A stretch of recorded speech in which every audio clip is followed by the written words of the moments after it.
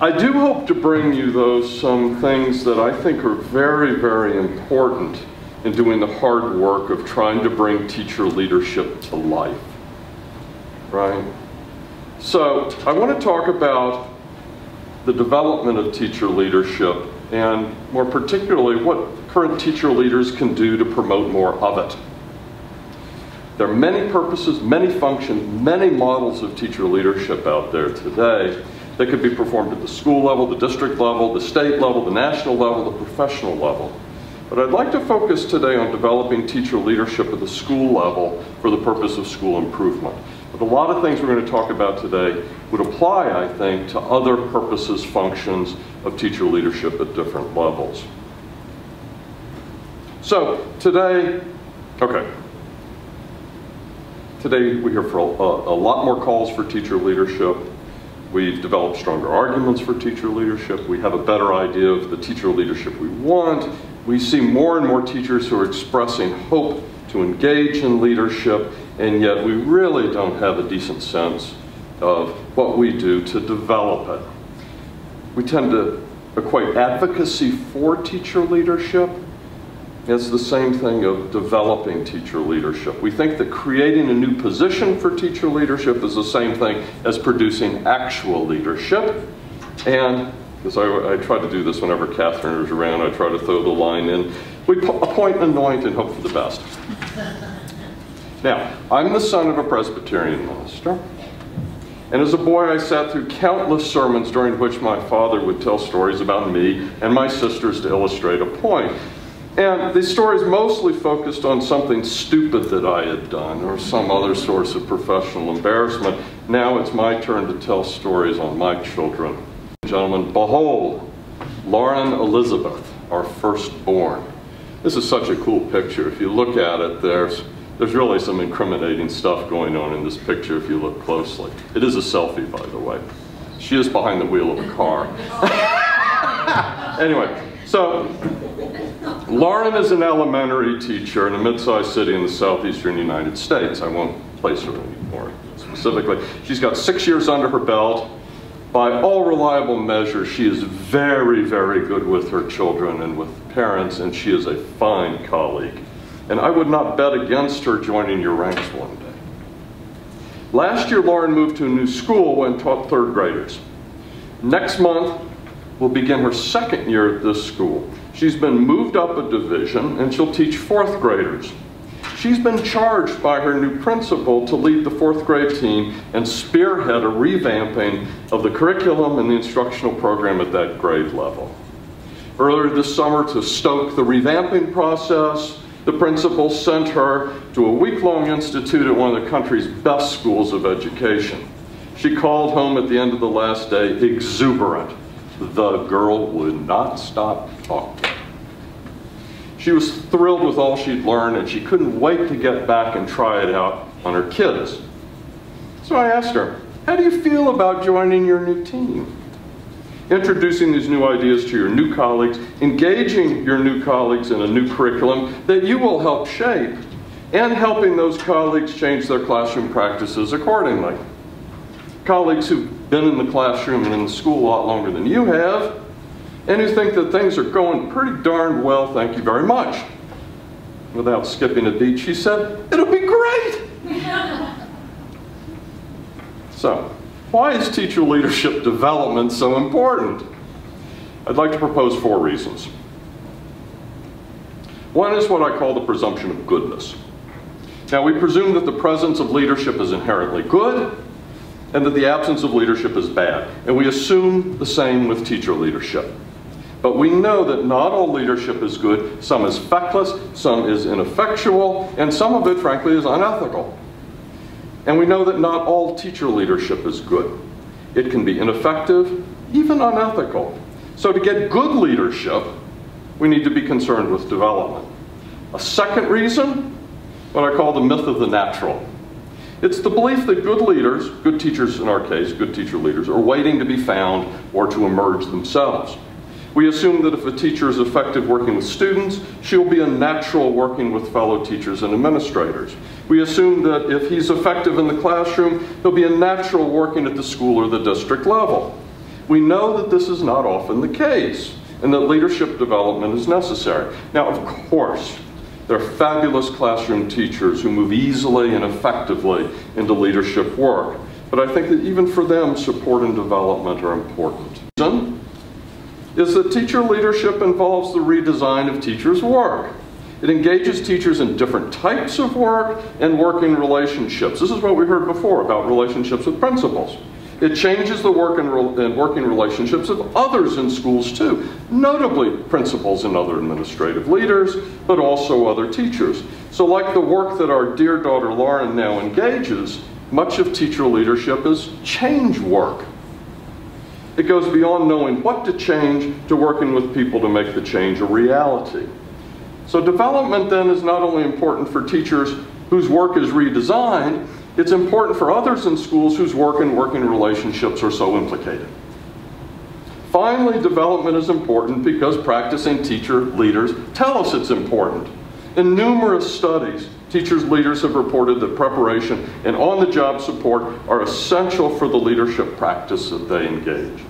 Sadly, too many teachers also consider that preparation and support inadequate.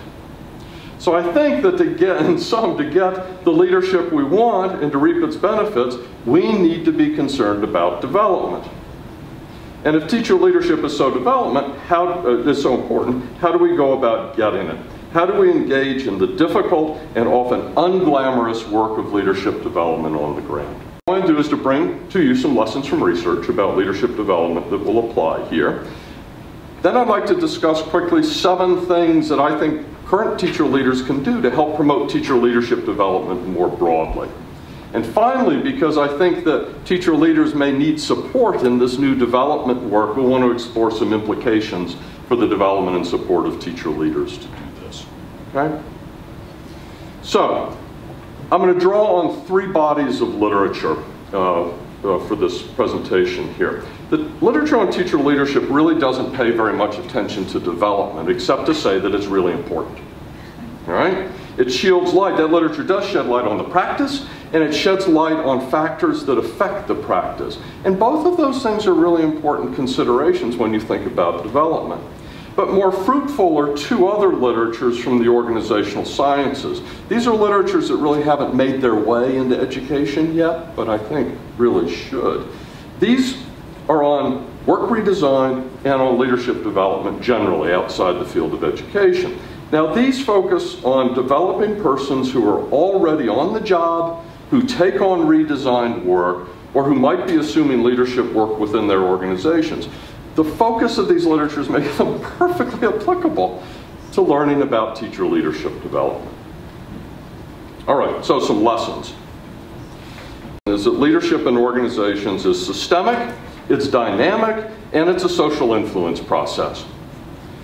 Now, leadership development needs to be similarly systemic, dynamic, and a social process. And I emphasize here the word systemic. This is something that Rick mentioned a little bit earlier. New teacher leadership cannot be developed, I think, without also developing current leadership in a school, notably administrative leadership.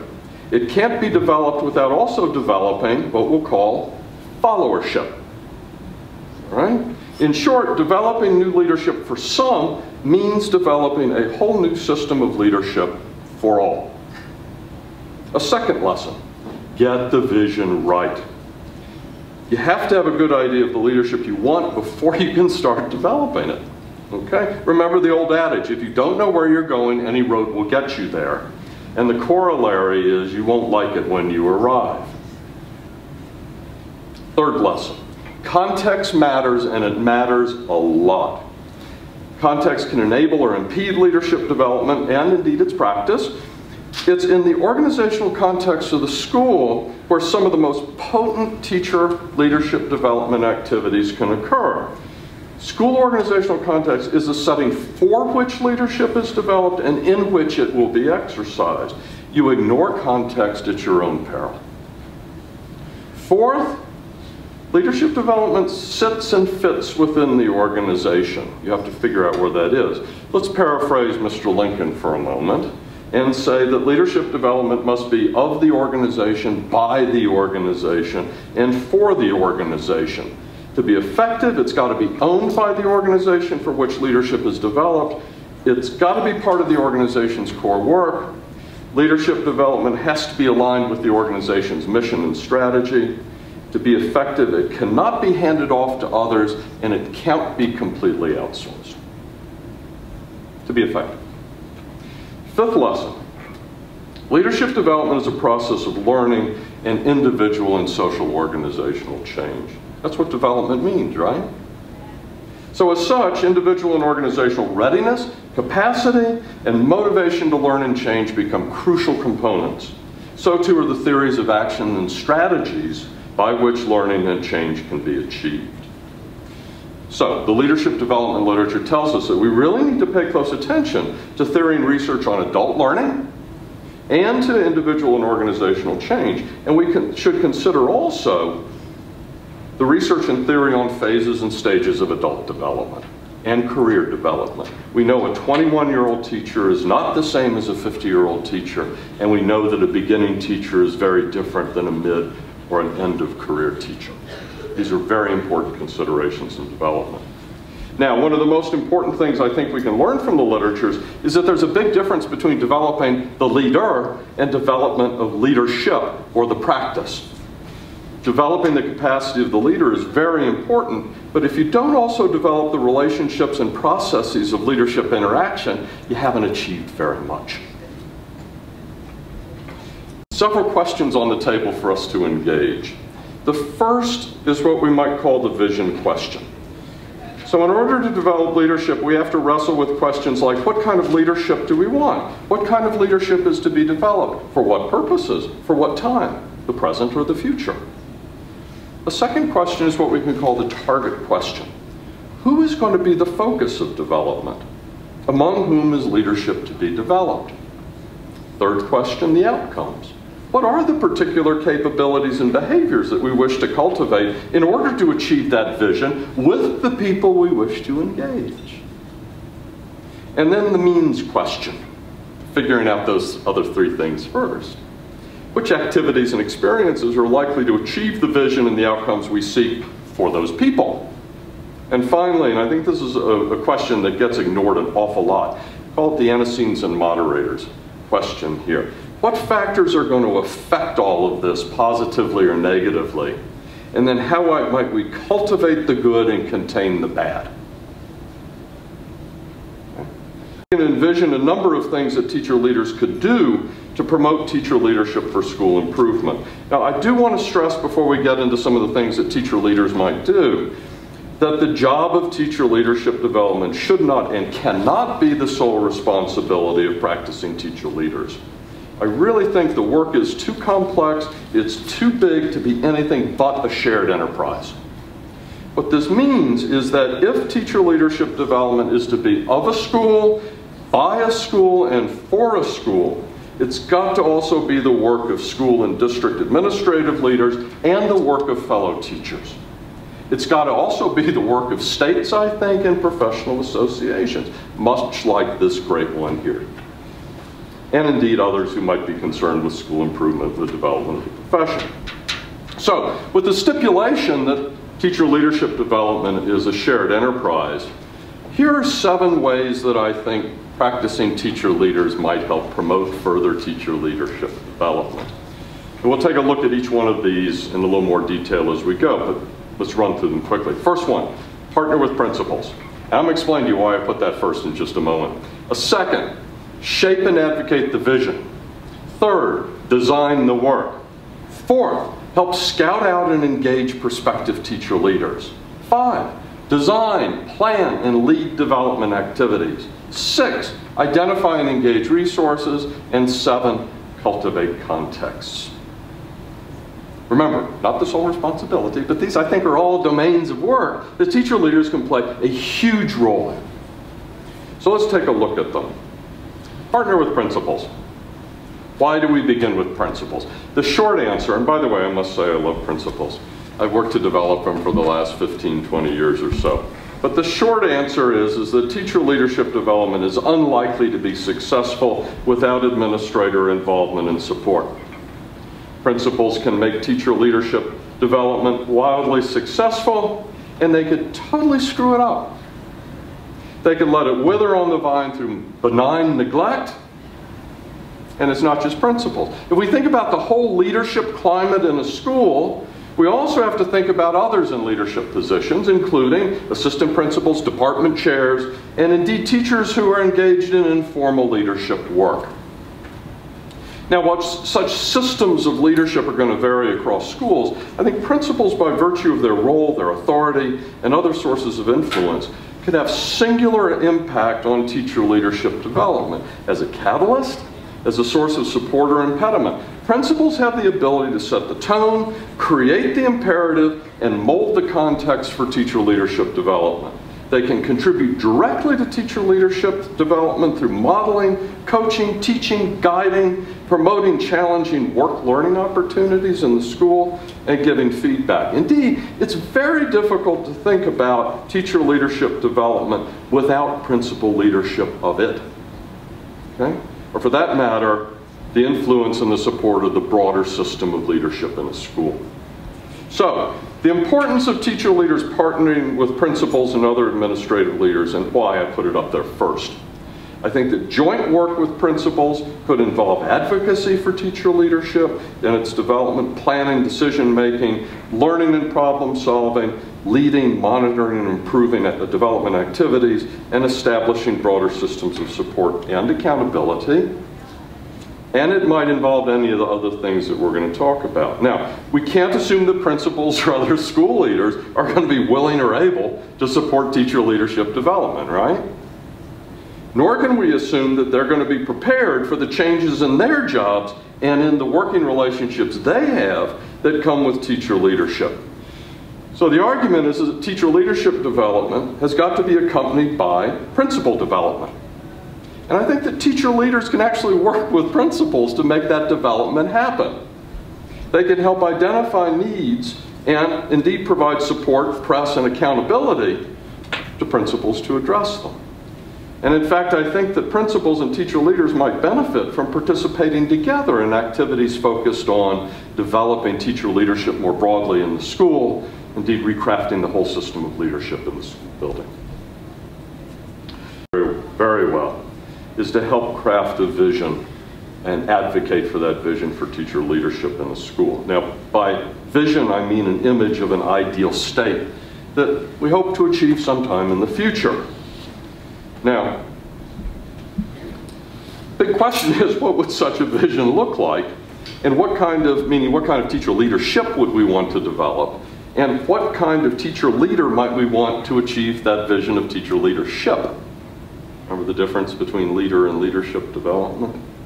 So if we think about the type of leadership, teacher leadership we want, one good place to start is to envision a school that will be wildly successful in the future, and then consider the leadership work needed in that school. So a powerful vision that's emerged recently of a school that's going to be successful in the future is one that's dedicated to the achievement of intellectually ambitious academic outcomes for all children in an equitable community of caring and support for students, teachers, and parents. This is going to be a school that's organized very flexibly, and it will be adaptive to changing conditions. It will be continuously learning, inventing, and improving. It will be more organizationally flat and collaborative than what we're used to, and it will be able to ride what we might call the white water of increasing uncertainty and demographic, economic, social, technological, and political change, all with less money. Okay? Now, what leadership would be required for that school of the future? Now, I don't think we can answer that question with a single model of leadership, even a model as compelling as transformational leadership. The vision for a successful school in the future, I think, demands that we draw upon multiple leadership models and even invent some new ones. And indeed, leadership for schools of the future, I think, are going to be dynamic, or as the literature outside of education calls, strategically ambidextrous. Okay? In other words, don't lock yourself into one model. Okay? Now, moreover, the uncertain and dynamic nature of schools in the future is going to make it very difficult to identify now what specific roles, tasks, and activities leaders are going to need to perform. It's going to be very hard to specify for them now. So the argument goes, you have to think about leadership in terms of its functions and its qualities, rather than the very specific naming of the work. So, of course, leadership is going to have to perform basic functions of organizational leadership, such as setting vision, core values, goals, developing systems of work, communication, inquiry, learning, improvement, all those sorts of things. They're going to have to develop and manage supportive organizational conditions, from social relationships to the politics of the school to organizational culture. And they're going to need to manage and monitor the school's relationship with its environment, including bridging to the positive and buffering the negative. All those things are going to have to be done. But I think to be successful in the future, leadership is going to have to go about it in a very different way. Leadership is going to have to be much more democratic, inclusive, and participative. It's going to need to promote more collaboration and open communication throughout the organization and the free flow of information. It's going to have to cultivate norms and processes conducive to continuous learning and improvement. Now, if that's a vision of a school of the future, and if that's a vision for leadership, what of teacher leadership for that school of the future? We often think about teacher leadership now in terms of specific positions, roles, or tasks. And you have to deal with that. But the starting point, though, is to back away and to think more about the types of qualities that we might want to have. It's just going to be too difficult to predict what specific roles and tasks may be. But we can assume that teacher leadership is likely to be needed and performed in many guises, many forms, and perhaps some dynamic way in the future. Now, if this is true, perhaps we can think about a vision of teacher leadership that is defined by qualities of being adaptive, inquiry and learning-oriented, collaborative, prospective instead of retrospective and defensive, inventive, analytic, strategic, entrepreneurial, advocacy-oriented, and facilitative of others' learning and leadership. And we see, and I've mentioned this to Catherine before, but we see a lot of these qualities of teacher leadership in the teacher leader model standards. Now, since leadership is a systemic, social, organizational influence process, remember all that please, a vision of teacher leadership would necessarily include a vision of followership. Isn't that right? You can't just stop with the leader, you have to think about the system. Now, followership with regard to teacher leadership, of course, is going to include other teachers, but will also include administrators as followers of teacher leaders. Now, we would probably envision or want to envision future followership much along the lines as we envision teacher leadership. We would want followership to be adaptive, oriented toward inquiry and learning, collaborative, prospective, inventive, improvement-oriented, not jealous of boundaries and prerogatives, all those sorts of things we talked about earlier today. And we would envision, even though we will likely still have asymmetrical relationships of power and influence with teacher leadership, we would also likely see with followership much more joint initiation, much more joint work, much more shared commitment and responsibility, and also much more mutual accountability. All right, so all that the teacher leadership. Now what about the teacher leader we want? Now, because it's hard to envision the specific work, we have to think about sort of core capabilities of the teacher leader that would apply across a range of work that's hard to predict right now. So we can think about sort of two domains of the leader we might like to cultivate. One is what we might call intrapersonal capabilities. These are the capabilities that the teacher, him or herself, might bring to the work. So we have a number here. The literature on leadership development speaks about broad domain-level knowledge and expertise, not on specific elements of tasks and strategies, but about problems, opportunities, and contexts. Know a lot about the problems, right, rather than the specifics of the work. But there are a number of also, perhaps more important, aspects of cognitive and metacognitive skill, analysis, problem solving, the ability and motivation to learn, moral orientations and ethical reasoning, self-awareness and self-regulation, emotional maturity, and leader and leadership identity. or how people see themselves as leaders and working in leadership. Their interpersonal capabilities that seem to be important also. So, here we're talking about concern about relationships, the ability to build relationships with people. So communication skills are huge in terms of thinking about core capabilities of teacher leaders. Credibility, trustworthiness, the ability to maintain healthy and productive working relationships, to develop and manage collaborative processes, and so on. Important here, we don't often talk about it, but the management of politics, stress, and conflict. So, once we have a vision of the teacher leadership we want and the teacher leader, another area that teacher leaders can help is how do you actually bring the vision to life? And part of that is then designing the actual work of teacher leadership. So, design refers to how the work is directed and organized. It includes articulation of the purposes and functions of the work, but it also includes structure. And structure concerns how work is concretely constituted and how it relates to other work in the organization. When we think about structure, we can think about things we're a lot more familiar with, such as role designations, like coach, okay? Or particular tasks and responsibilities and their degree of specification. How tight or how loose do you want to specify the work that people should do? It's good to know that, you know. How do the relationships of how does the leader's work relate to other people's work? So in this case, thinking through, how would the teacher leader's work relate to, say, the principal's work or other teachers' work in the building? Also, if the teacher leader is going to be performing work in multiple domains, such as school-level organizational leadership work and classroom instruction, how the leadership work is going to relate to that work in the classroom that the teacher will continue. This is where we start thinking about things like hybrid roles, which you perhaps are reading about more. It's trying to think through how that might happen. So there's another element to work design that the literature suggests that we pay attention to. That is that work can be designed to be more or less motivational.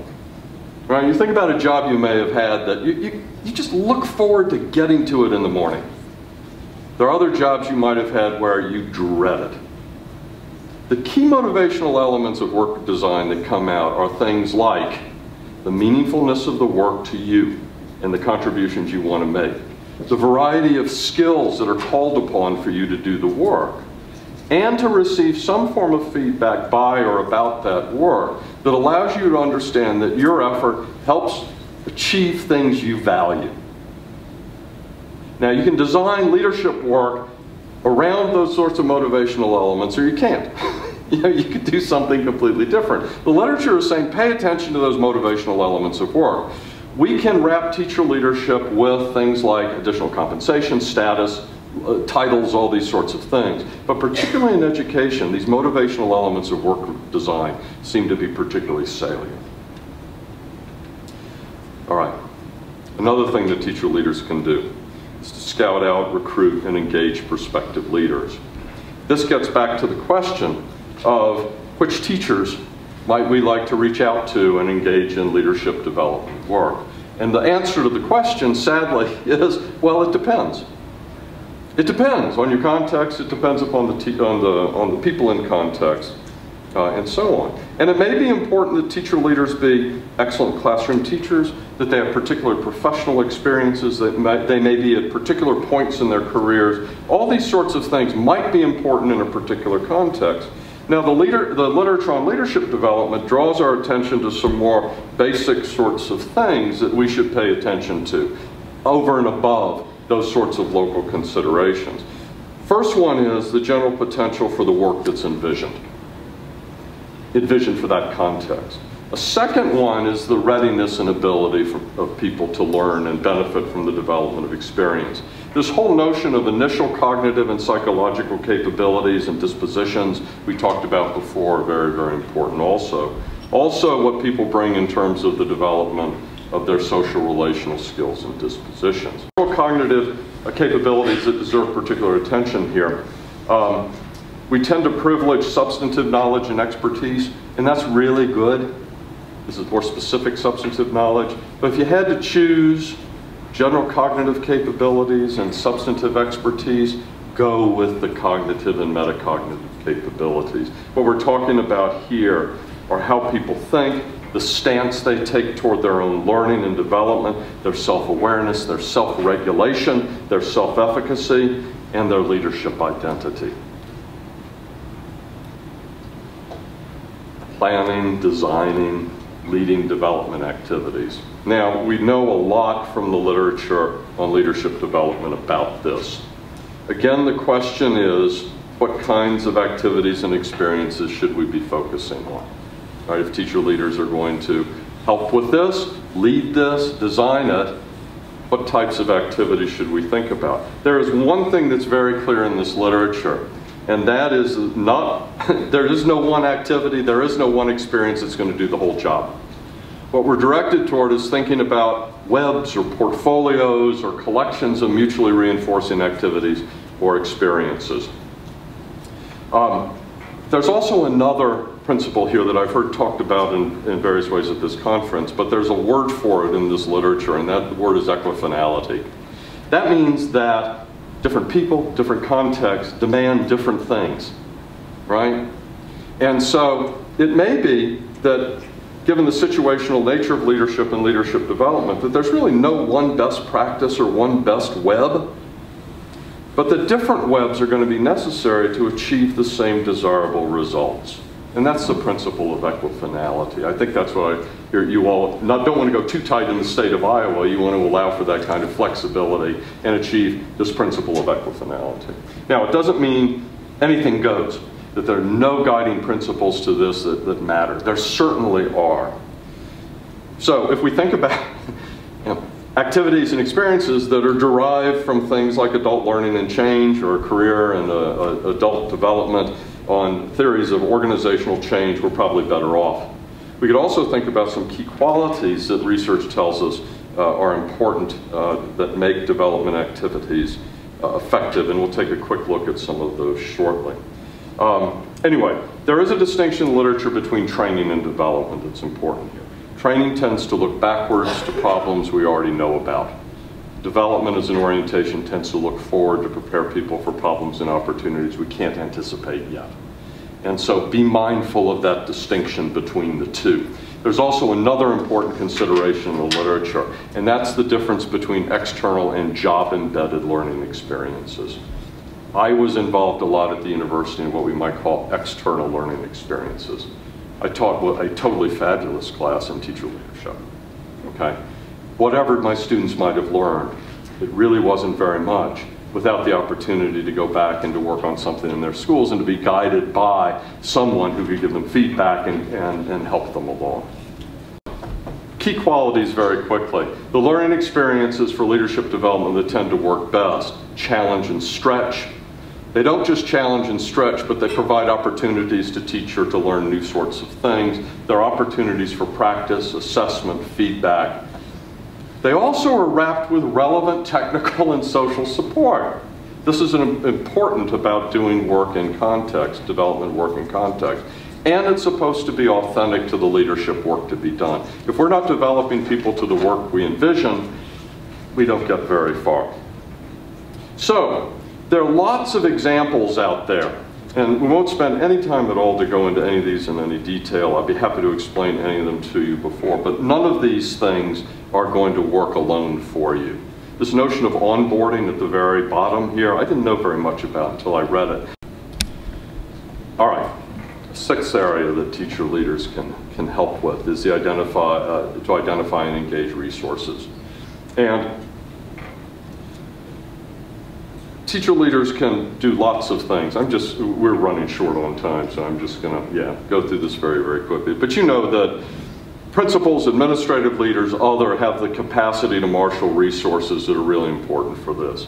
Money, support from the school district, the creation of structures and processes within schools that create time for this work to be done, all this sort of stuff. Now, teacher leaders can participate in that, and the last slide has to do with the development of context, which teacher leaders can help with. But teacher leaders can also bring things through their work outside the building, through their own development, and so on. They can bring ideas and practices that just don't exist in the school without them. They can also provide access to theory and research that other people don't have access to.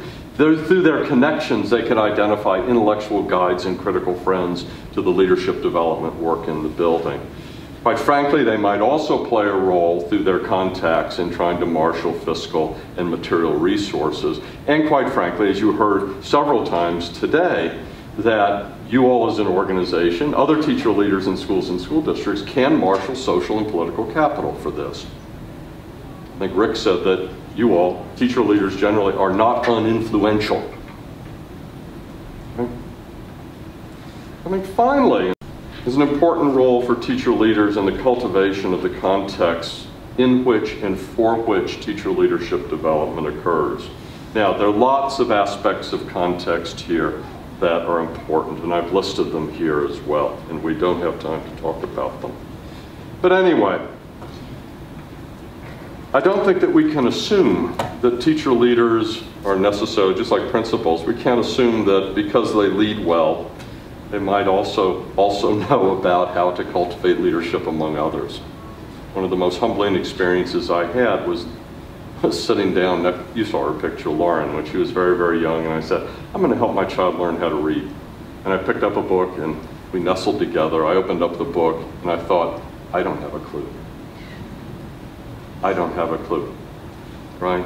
A musician who knows how to play the piano beautifully may or may not have any idea about how to teach somebody else how to achieve that level of musical perfection. I mean, it's the same sort of thing here, is that we might need to think about how can we help develop teacher leaders and support them in engaging this type of work. Now, what would that look like to develop teacher leaders for teacher leadership development? I think a lot of these lessons would certainly apply. You need to have internal support of school leaders, of the organization, all these sorts of things. But I think that there also is a constellation of support outside of schools that could be helpful. And I think this organization is a particularly important one for that purpose. This organization has the capacity to convene, to network, to put teacher leaders in contact with resources that are absolutely magnificent. I'm happy to talk with you a little bit more about that. But I think that in closing here, teacher leadership holds great promise for school effectiveness and improvement, and I think that it's going to be required as part of new systems of school leadership for the future.